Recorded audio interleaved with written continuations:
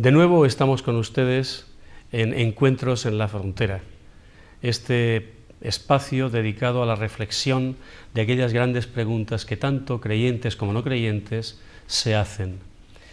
Y hoy tenemos en este momento, en este espacio, al doctor Fernando Trullols, que es médico, sexólogo, experto en teología del cuerpo.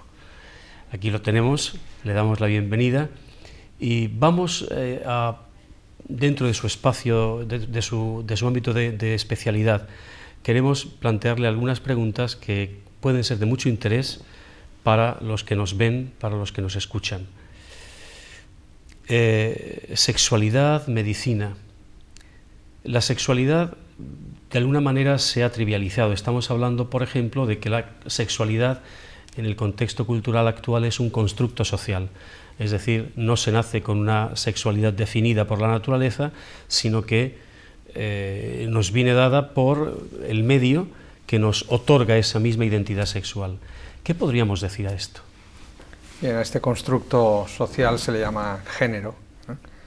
Es un invento cultural de mediados de los años 50-60 que parte del feminismo radical.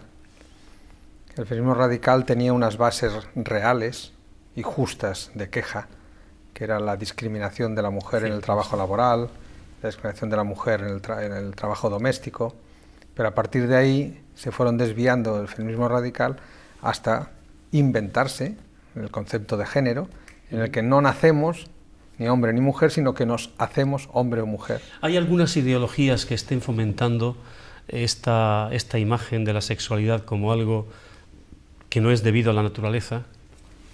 Están fomentando todas las ideologías, a excepción de la cristiana, la humanística y la personalística, que es la personalista, que es la misma. Las otras ideologías, la permisiva, la antropológica, la observadora, la marxista, todas estas fomentan la idea de género. Eso iba. ¿Cree usted que el marxismo ha propiciado mucho la ideología de género en la medida en que es como, digamos, la última excreencia, la última posibilidad de la lucha de clases? Sí, se ha considerado por Reich y por Marcuse como uno de los últimos bastiones del poder que había que destruir para la revolución.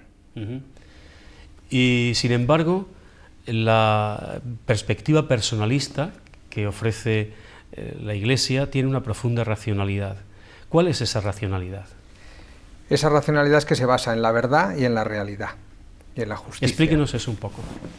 La verdad es que los seres humanos, nacemos seres humanos, hombres o mujeres, aunque ya en el momento de ser engendrados ya somos hombres o mujeres, nacemos y a partir de ahí se desarrolla una serie de aspectos de la sexualidad humana.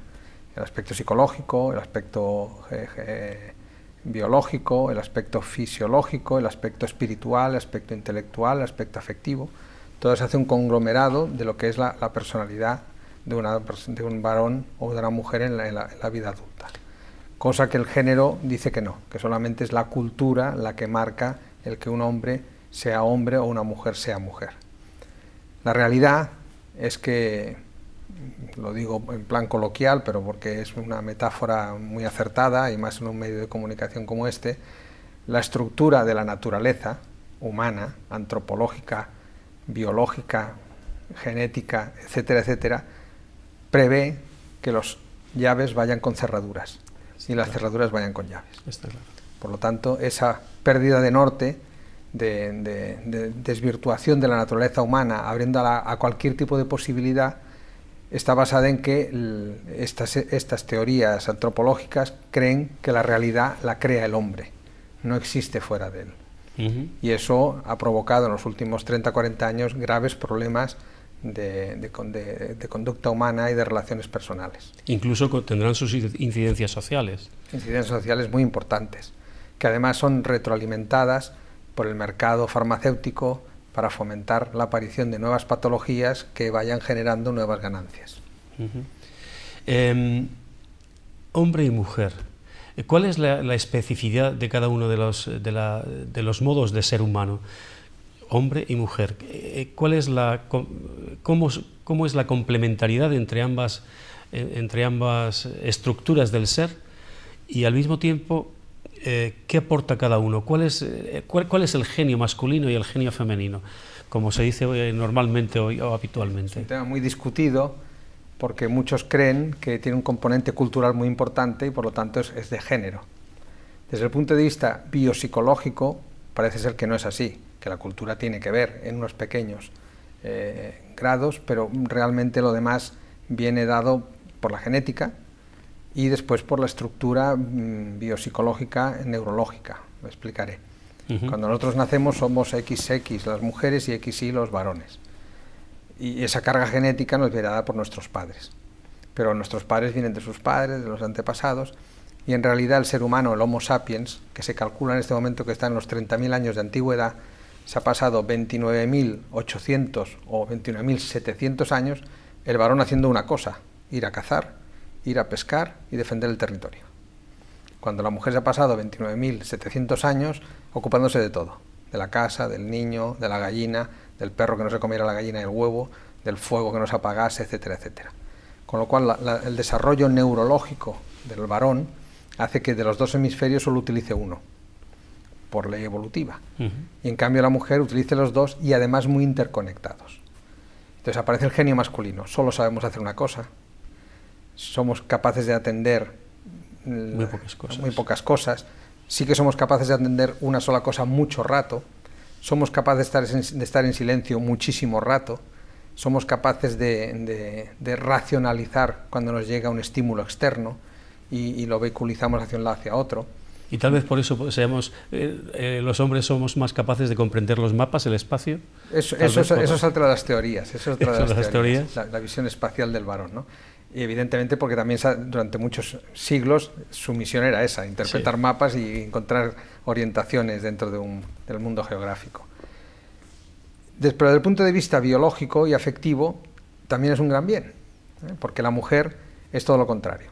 La mujer, si el varón es abstracto, racional, impulsivo, resolutivo y genitalizado, la mujer es sensible, concreta, intuitiva, verbalizadora y sexualizada.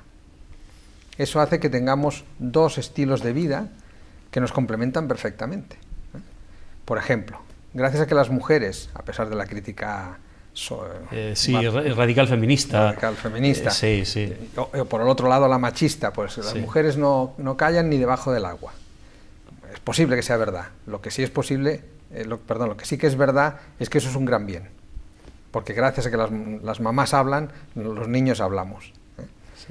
¿Por qué? Porque las mamás, en el momento en que el niño ya está... socializan el lenguaje. Y cuando está en la cavidad intrauterina ya hablan con él, en cuanto sale hablan con él, le dicen cosas, le hacen lo que se llama una estimulación precoz rapidísima. Yo comento siempre en broma que si yo hubiese tenido a mi hijo mayor solo, porque mi mujer no hubiese estado, pues en aquella época hubiese aprendido a los 3 o 4 años a decir un gol. Está bien. De vez en cuando. Ahora diría está gol, bien. gol, pero... Sí, está bien. Pero gracias a mi mujer incluso aprendí a escribir, a leer. Y ahora pues tiene una profesión, que es el director de cine, y le va muy bien, gracias a Dios. Es muy gráfico lo que acabas de decir. Son dos formas de ver la vida que nos complementan. Es decir, el hombre está, podríamos decir, más dotado. También hay un ambiente cultural que favorece, eso es otro tema.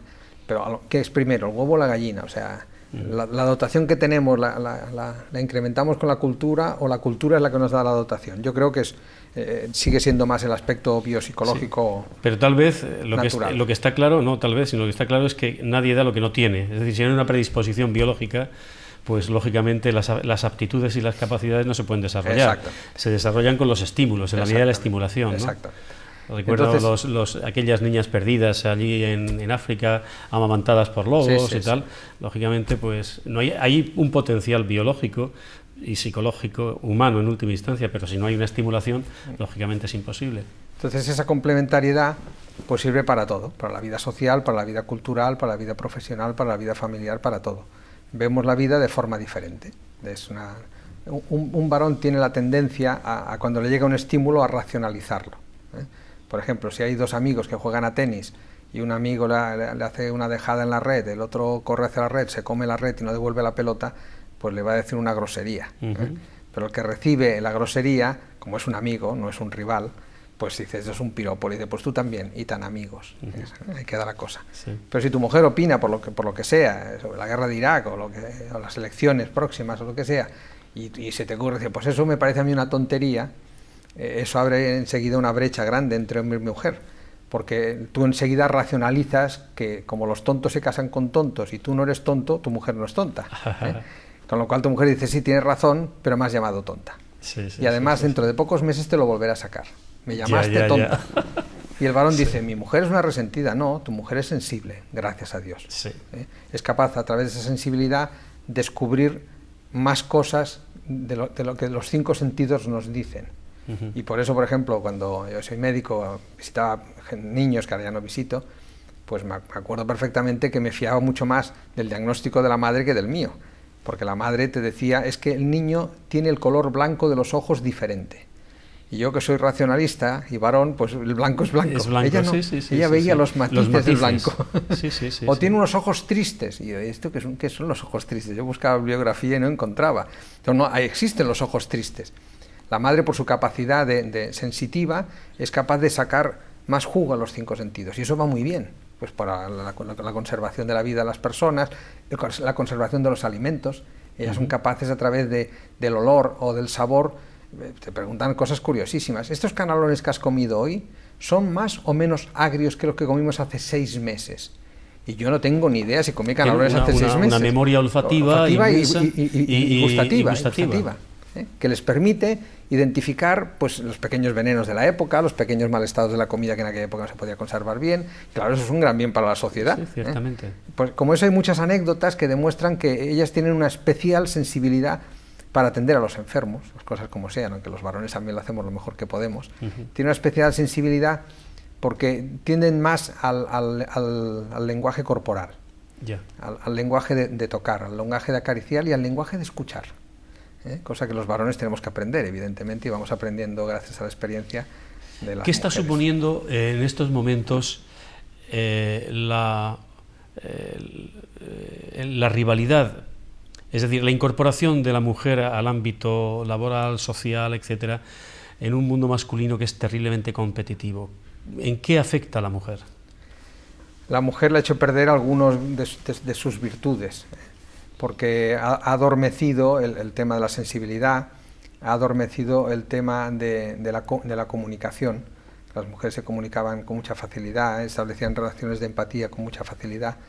Eso algunas mujeres que se han dejado arrastrar por la marea, por el tsunami del trabajo competitivo, se lo ha hecho perder. Pero sigue en su disco duro, que tenemos la gran ventaja de que eso persiste ahí y con un pequeño reciclaje. E incluso pueden aportar al mundo de la empresa, al mundo laboral, alguna otra de sus cualidades. No, a ver, yo soy de los plenamente convencidos del gran bien de que la mujer haya salido al mundo laboral. Y al mundo de la política, y al mundo de la economía. Tienen una forma de ver la vida, la vida de relación entre los seres humanos radicalmente diferente de los varones.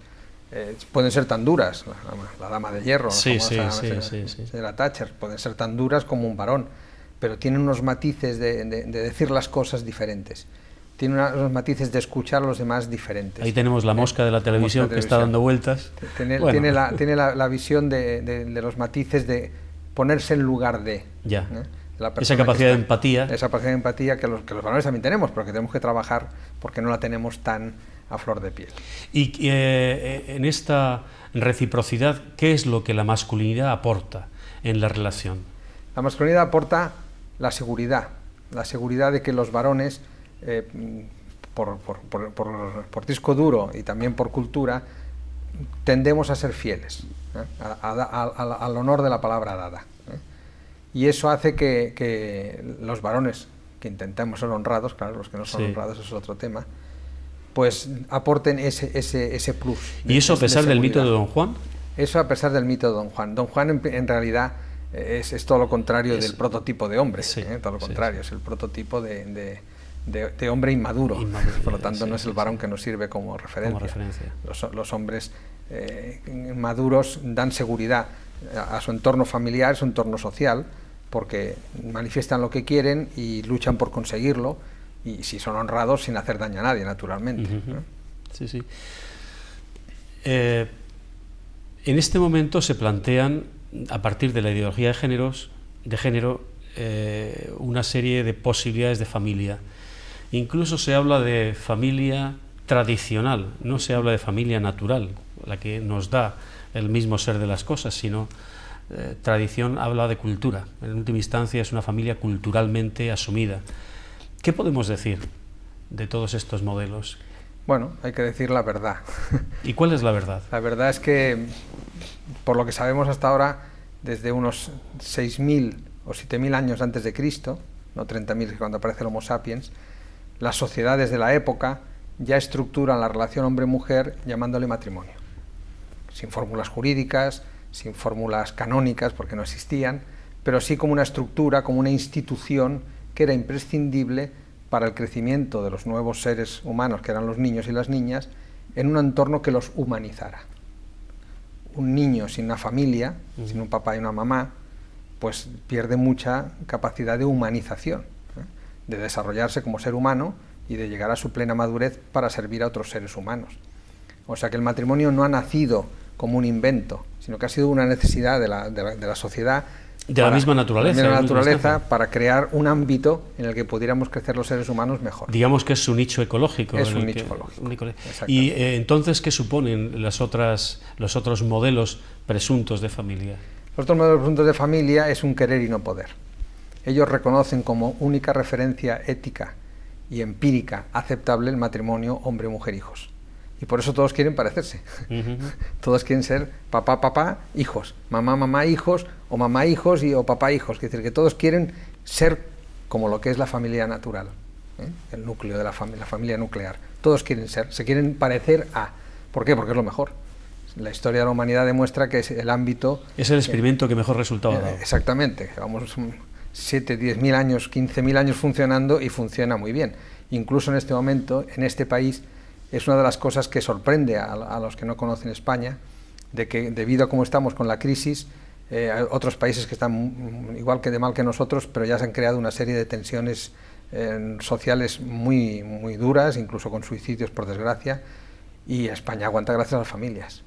Sí, las familias está claro. es un núcleo que en España... Afectivo, además económico... Sí, sí. Es como la última red en la que en el vacío uno aterriza. De acogimiento. Tú sabes que tus padres, que un padre y una madre nunca se divorcia de su hijo. Y sí. Eso es una seguridad que te da para seguir adelante. Y usted es sexólogo.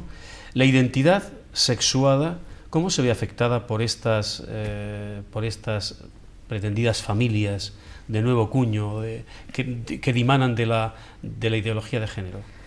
¿Hay estudios hechos ya? O... No hay estudios hechos porque no hay experiencia, probada. ¿Pero se puede presuponer alguna línea? Se puede presuponer que evidentemente, al igual que los niños de familias monoparentales, que falta el padre o la madre, pues hay carencias afectivas normales, y sea viuda, sea separada, o divorciada, eso no tiene nada que ver, es natural. El niño necesita las dos referencias, tanto o la niña, del padre y la madre. Pues en familias en las que los dos personas del mismo sexo habrá otras carencias que desconocemos aún porque no hay experiencia suficiente para poder decirlo. Lo que sí está ya demostrado es que la identidad no va a cambiar, porque la identidad viene dada por la genética y viene dada por el disco duro de la persona. Lo que puede cambiar es la orientación, que es el momento de la pubertad, el varón o la mujer deciden... El juego de identificaciones. Exactamente. Es cuando ahí puede que el niño o la niña, pues si no tiene referencias femeninas, es difícil que pueda desarrollar su aspecto femenino en el varón. Y si no tiene referencias femeninas la niña, pues también le va a costar. Es natural. Es decir, la armonía de la naturaleza prevé que el niño tenga y la niña dos referencias, padre y madre, varón y mujer. De tal modo que la sexualidad, que es un dato biológico, se construye lógicamente por los estímulos que se van teniendo. De alguna forma la sexualidad también es algo maleable. Sí, claro, es bastante plástica y se puede educar naturalmente y se debe educar. Y socialmente, ¿cómo se prevé que todo este cúmulo de nuevas experiencias o tipos de familia puedan incidir? Inciden sobre todo en la desorientación que provocan en la gente joven. La gente joven antes tenía una referencia, un norte, y después lo seguían o no lo seguían. Es que ahora no hay norte ni sur, ni este ni oeste. Con lo cual... Se asume con total naturalidad que uno puede tener la orientación sexual que quiera, incluso socialmente se acepta, los lobbies gays están impulsando en este camino, en esta dirección. Se acepta y se fomenta. Y se fomenta. Y además cambios dentro de la orientación, diferentes tipos de orientación dependiendo de la edad o de los gustos de cada uno. Como la realidad la crea uno, no existe fuera de uno, pues uno se crea su realidad. Eso provoca muchas desorientaciones personales de gente que sufre por no tener una buena referencia hacia dónde ir. Hablemos de demografía. Es un ámbito más de la sociología, pero que tiene mucho que ver con el ambiente cultural. Todo este tipo de... toda esta cultura, ¿cómo va a incidir o cómo está incidiendo ya en la demografía? De una forma radicalmente negativa. Quiero recordar que hace 4 días se hizo un estudio de la demografía en el mundo y España es el 4º país más viejo del mundo. El primero es Japón, el segundo y tercero no lo recuerdo. El problema está en la generosidad. Cuando las personas jóvenes, por mal ejemplo de algunos padres, pues, como puede haber sido yo que lo he hecho mal, no somos generosos, pues a ellos les cuesta ser generosos. Cuando la gente ve el nacimiento de otro ser humano como una carga, en vez de ser un premio. Sí, el hijo ya no es un regalo, un don, sino que es un problema. Es una carga. Pues entonces se va posponiendo el momento de plantearse un embarazo. La mujer tiene un reloj biológico que la naturaleza tiene sus leyes, que las conocemos perfectamente y no las saltamos por desgracia, y a partir de los 35-36 años su fertilidad baja de una forma muy rápida, el varón si está sano o no. Entonces se van sumando varios factores. Aunque también, por lo visto, los hábitos de vida hacen que la fertilidad masculina haya descendido bastante. En este momento, en la comunidad autónoma de Cataluña, tenemos un 20% de parejas estériles. Que es muchísimo. ¿A qué se debe? Hay varios factores. El estrés, componentes químicos y orgánicos en el agua y en el ambiente, el tabaco, las enfermedades venéreas, que han aumentado mucho y que provocan... ¿Han aumentado a pesar de toda la cantidad de métodos profilácticos que se están divulgando, y el póntelo, pónselo y todas estas cosas? Las enfermedades venéreas continúan aumentando, y por desgracia el SIDA también. Y sin embargo no se publica absolutamente nada de esto. Hay de vez en cuando algún flash, pero no pasa la gran divulgación. No pasa la gran divulgación. Por ejemplo, el tema del SIDA. Sí. Está ahí acantonado y no se proyecta de cara a la sociedad, que se debería hacer, porque tenemos que estar bien informados y tomar la decisión después nosotros, libremente, ¿no? Con responsabilidad y generosidad. El tema de la demografía, la mujer ahora está muy volcada en el mundo laboral, en el trabajo extrafamiliar, porque siempre digo que las mujeres, todas las mujeres trabajan, pero algunas no cobran, porque están en casa. Está claro.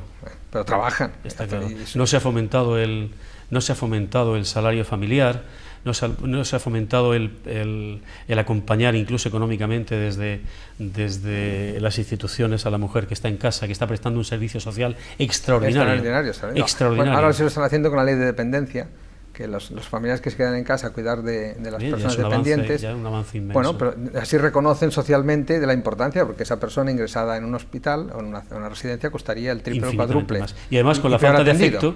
Y mucho peor atendido. Mucho peor atendido con la falta de afecto, erradicando al anciano, al dependiente de su entorno, es decir, creando más conflictividad social, etcétera. Exactamente. ¿No? Sí. Entonces se ha unido la incorporación del mundo al mundo laboral extrafamiliar de la mujer. Se ha unido el tema difícil de explicar de la hipoteca. Somos un país, el único país de Europa, que la gente tiene que tener un piso antes de casarse. Bueno, yo lo entiendo. Yo lo entiendo, pero no me parece bien.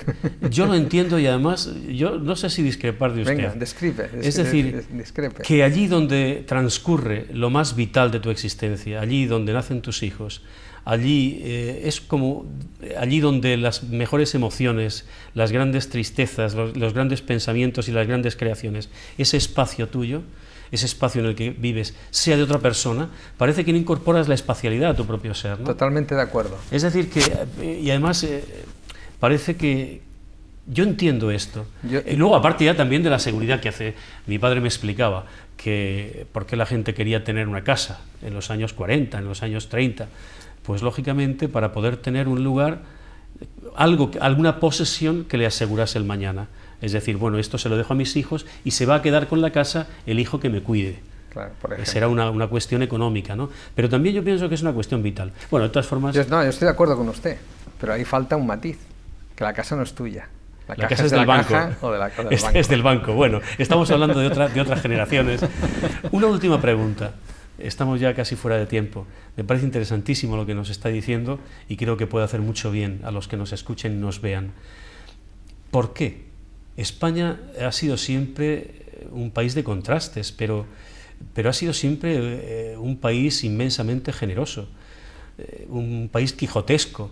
Yo recuerdo que, bueno, no recuerdo, pero está en la historia, cómo después de la Guerra Civil se llenan los seminarios, el mundo se ve poblado de misioneros españoles, y de pronto la familia es como el armazón de esta estructura social.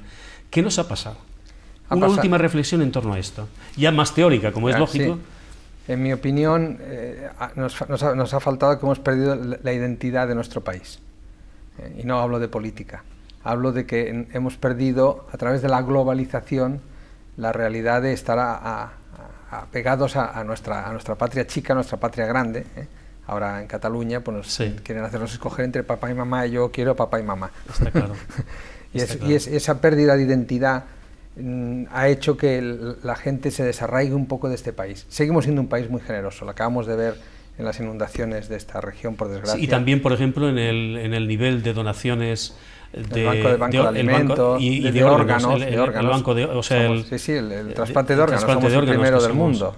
Somos un país generoso en algunas cosas, en otras no, pero tenemos ese potencial que deberíamos aprovechar, evidentemente. Muy bien, pues don Fernando, ha sido un placer estar con usted. Muchas gracias. Ha sido un placer dialogar con usted sobre estos temas que son de un calado importante, ¿no? A ver si pudiéramos contar en algún otro momento con su presencia para que nos hable de otros muchos temas. Muchas gracias. Bien, pues hasta aquí el programa de hoy. Hemos hablado de la realidad del ser humano en su condición sexuada, hombre y mujer.